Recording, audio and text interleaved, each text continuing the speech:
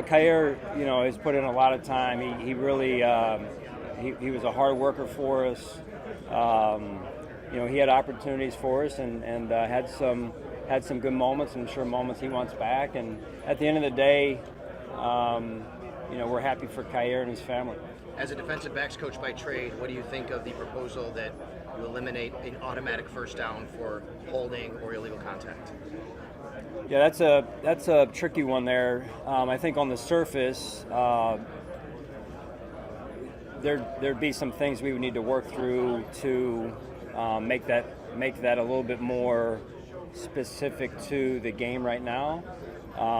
There's some things you could do to kind of navigate if that rule goes through on the whole, right? So generally speaking, I've heard of some adjustments maybe to the proposal that I think are some good ideas, but more conversations I think are important as we go. So when you talk about the posture for the Tush push being the potential danger, how is the posture different for that play than just a regular QB sneak? Well, I mean, you look at the film and tell me what you see. So like I said, there's different forms of it. I'm not going to get specific to the teams, but there's different forms of it, and I just believe that that posture that I've seen is not, and the doctors talk about that, and so I'm going off of some of what they're saying as well too. So that posture is not a healthy posture to be in. And then when you add force potentially to that posture, that's concerning for me in terms of the health and safety of the players. Just to be clear, is it the posture of the offensive line, or is it the posture the defensive line takes to combat the play? Is it a little bit both? Yeah, I mean, when one team takes when one side of the ball takes a certain posture, the other side has to adjust to fit the situation. Sean, on that, when it relates to this specific rule and how it's written, I hear you loud and clear on the posture. Does the rule as it's written prohibit or ban or take out that posture? That seems to be sort of the crux of the argument against it, because as I understand the rule, it doesn't seem like it takes care of that posture. Yeah, I mean, now we're getting into the weeds a little bit here. So the rule, look, the proposal from Green Bay, is that what you're referring to? To me, it takes away the force, right? That is, traditional quarterback sneaks have been around for a long time. I think that's the context of it that's important, and then the pushing of it adds the force piece, which again is, I think that exponentially raises my concern. And that's again, I'm not a doctor. That's just what I'm going off of.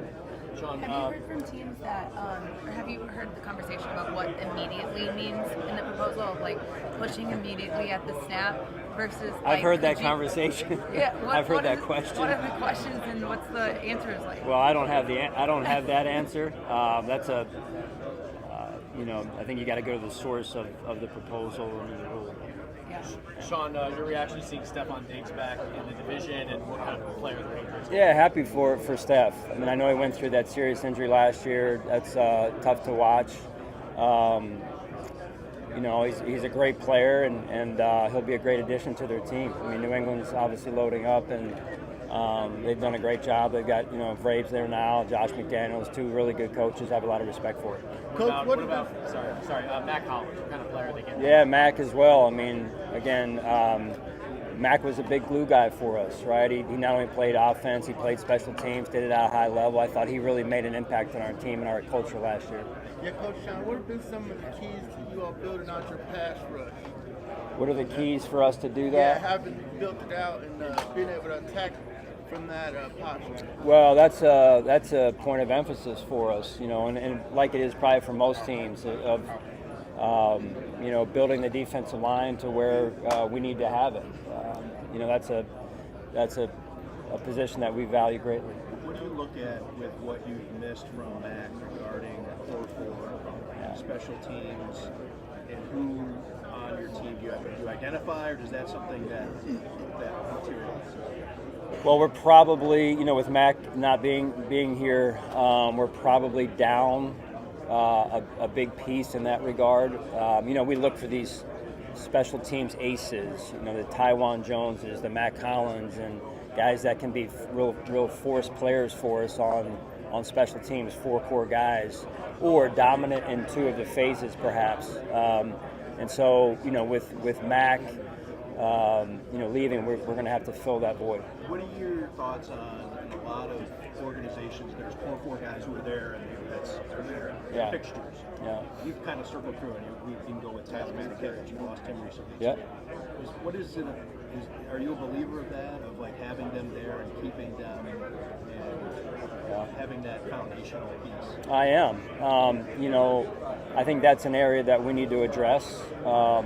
Get back to addressing more this year. The Matikeviches of the world, Taiwan Jones, Saran Neals. We've had some of those big time pieces, and I think it's important with potentially where this kickoff rule is going to go that we continue to have those pieces, because special teams is not going anywhere. It's in the game, and it's here to stay. Sean, what does the next step for Greg Rousseau look like? I'm sorry? What does the next step for Rousseau look like? Yeah, happy for Greg first and foremost, and his family's worked hard. And again, re-signing our own is a good first step. Now it's about how do we continue to improve our roster? How do we continue to get ourselves where we need to be overall as a football team? And for Greg in this case, it's really I would say consistency and the nastiness that's got to come with playing defensive line on a consistent basis. Sean, in a competition, Brandon told us yesterday, Josh Palmer has a lot of untapped potential. As a coaching staff, how do you find some of this potential? How do we find Josh? How do you unlock it? How do you unlock it to develop?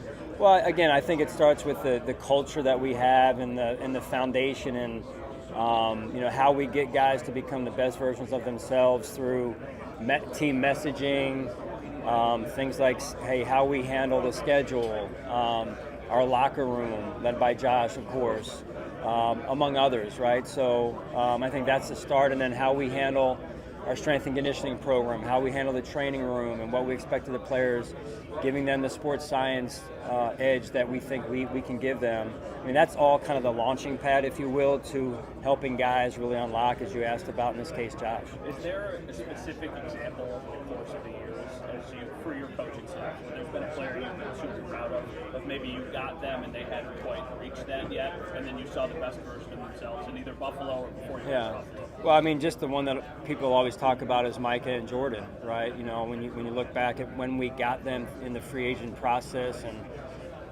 kind of where they were in their careers and the roles that they had played up to that point, and then what we asked them to do, and then what they became, really, and that's a credit to them as well. It's always both, right? The player and the culture, the system, if you will.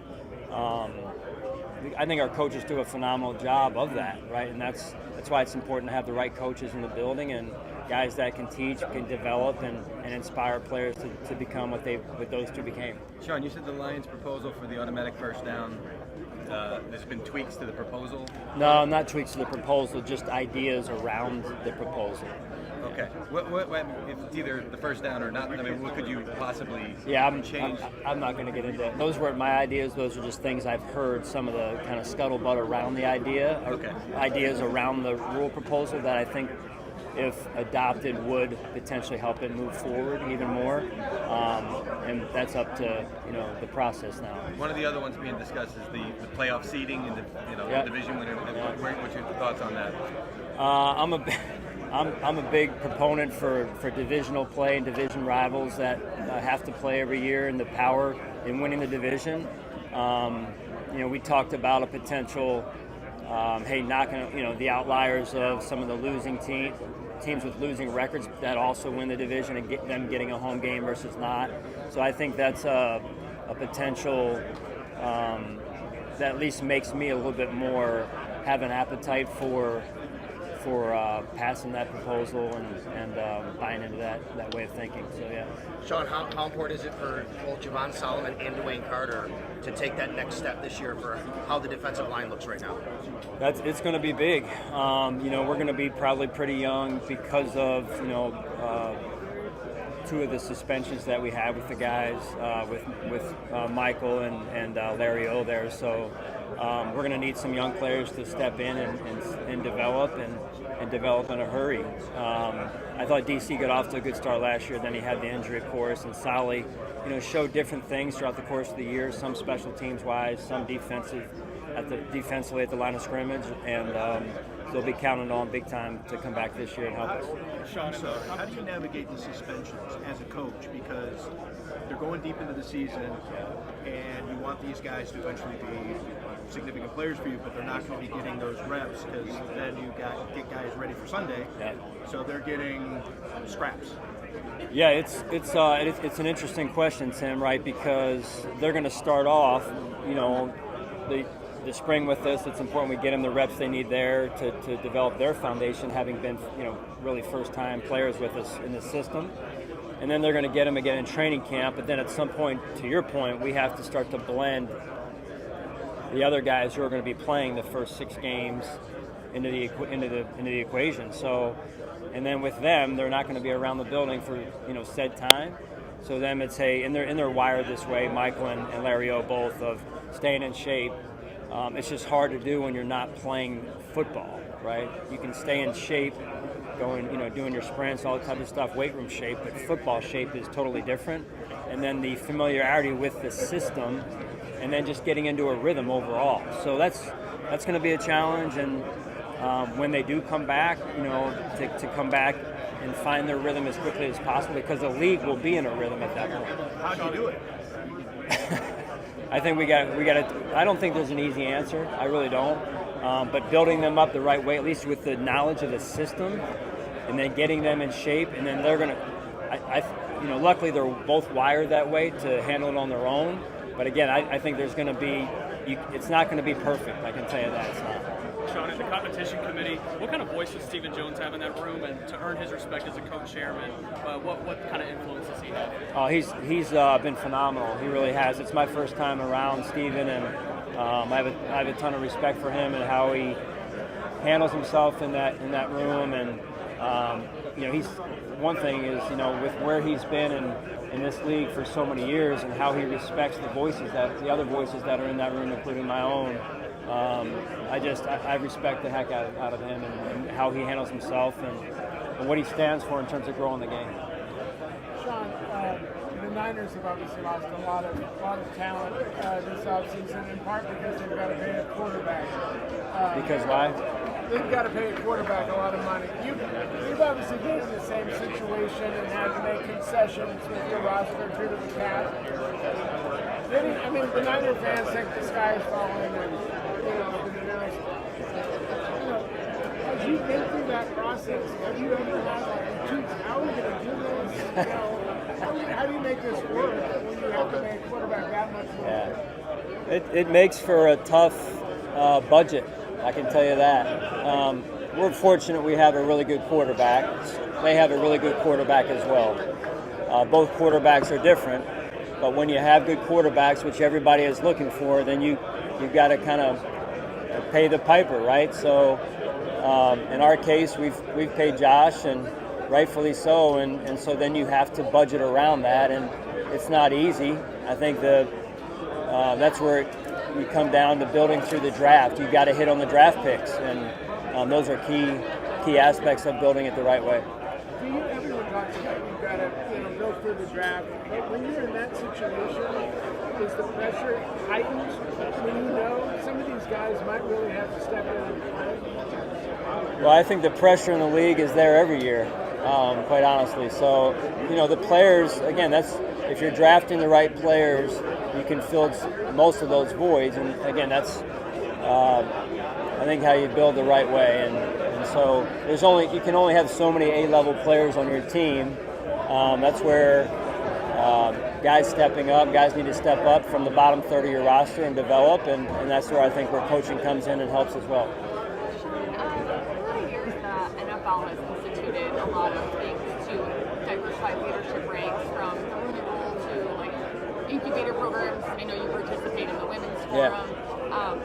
The president has issued executive orders that sort of target some of these programs, including at private companies.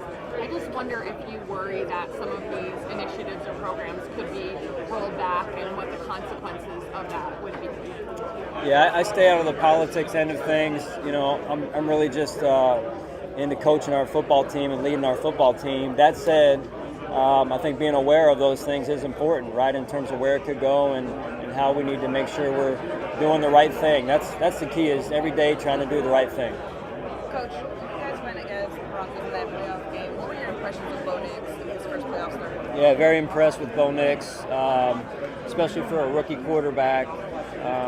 Not surprised that he led his team to the playoffs, and we were fortunate when we played a pretty good game that day, and that's a hard deal when you're going in there as a playoff quarterback, a rookie at that, and then having to go on the road in that type of environment. So I'm sure he's he's destined for greatness the way he showed in this first season. Looking at what Sean Payton is doing with the Broncos organization, they changed culture, dynamics, what are your thoughts on that? Not surprised again.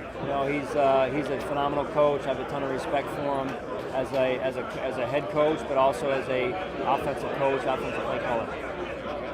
Another tush push question for you, and then I promise I'll leave you alone, maybe. I saw you and Howie Roseman and John Ferrari and Sean McVay in the hallway yesterday having an animated conversation. I believe it was about that proposal. Can you take me inside that conversation and what you guys were hashing out there? Yeah, so let me set that straight. It was not an animated conversation. I can promise you that. It's just you've got two or three passionate guys, coaches that, and in this case Howie, a GM, that are sharing their thoughts. So we have a lot of respect for each other. All of us go back a long time. So we're all three of us are about doing what's best for the game. Yeah. And have you heard from any teams, just because you sit on that competition committee and I would consider you an expert in this, have you heard from any teams in those conversations that they're just not happy with the way the proposal is written as it is, like with the reasons given for it? Has that sentiment come up? I wouldn't say a ton. It's that usually when there's proposals written up, you have people who don't like how they're written. Every last proposal I've been around. So the hard thing is, hey, why don't you sit down and write the proposal yourself, right? If you have a better idea. So let's be solution oriented. I think that's the right approach. Do you think it will have to be rewritten? Your guess is as good as mine. Okay, thanks so much. Sure thing. Hey, Sean, what's your best method of keeping a roster and a team competitive during the years where you might have to have some cost cutting due to like salary cap? I feel like every year teams go through that. The Bills went through that a little bit last year. Yeah. Well, I mean, you got to build through the draft. That's what you got to hit on is the draft and then developing the players. I think we've done a great job of that in terms of having that track record, that history. And but if you're paying a player, in this case for us, our quarterback, and rightfully so, then you've got to make sure you're hitting on the draft. And I mean, free agency is what it is, regardless of your budget. But at the end of the day, the draft is the most important thing. Sure. Sean, seeing what Philly did in that Super Bowl defensive line was, how much of that maybe shape your thinking, what it kind of takes up front to win that time of year? Yeah, you get continued reminders. I mean, that's always been my philosophy, is to build up front. You guys know I've talked about that for years, and putting together that type of manpower on both fronts is huge. What do you think you have in Joey Bosa? How much football does he really have? Well, excited to have Joey. I think the legit piece is the concern on the durability. He hasn't completed a full season in some time. This past season, I think, was the most games he had played. Listen, it's a change of scenery for Joey. We're excited to have him and his family. We know what he can do. The number one thing is going to be trying to keep him healthy for us here. What plan in place, I'm guessing, what goes into it? So just really starting off, I sent a text to, I think it was the day after we signed Joey, was just, our training room, our sports science department, our weight room, and making sure we're getting out in front as much as we can on this. In the communication with Joey, and meeting Joey, he was phenomenal, and seems very open to some of the thoughts that those departments have already. So we're looking forward to working together. Sean, in the draft this year, it looks like there's a lot of three techniques that are going to come out early. Is that becoming more of a trend in colleges and the spread offenses and prioritizing that position on defense, to where you're seeing those guys transition to the NFL maybe at an earlier rate? I don't know if that's a trend necessarily. I think a lot of players are doing that, right, over all positions. I think it's just more of, you're seeing, I guess, the emphasis placed on defensive line play more than anything, and that's probably what's, I guess, luring some of them out early. It feels like a lot of, I mean, at least in the Super Bowl, we're seeing like game-wrecking 3 techniques, break through at a very pivotal time. Are NFL teams following that by building inside out on the D-line? Well, I think it's no surprise that you're seeing game-wrecking 3 techniques in the Super Bowl. I think that just speaks to the importance of the position, and when you have a player like that and what they can do and how they can help get your team to that game, and I think that again is the importance of the position overall. Sean, how do, from your perspective, you've had various offensive coordinators. How do you go about deciding what type of offensive philosophy you want to instill on your team? Oh, where do you want to start? No, I just think it's core beliefs, core philosophy, and then what the offensive coordinator or offensive coordinator candidate brings to the table, and how you can. You're never going to totally blend those ideas because everyone sees the game just slightly different, no matter how closely you're aligned. But making sure that there is enough of a alignment, if you will, to come together and form one system. Everybody good? Yeah, let's wrap it up. All right, let's wrap it up. Tim said wrap it up, we'll wrap it up. Everyone have a good day. God bless. Thanks, Sean. Thank you.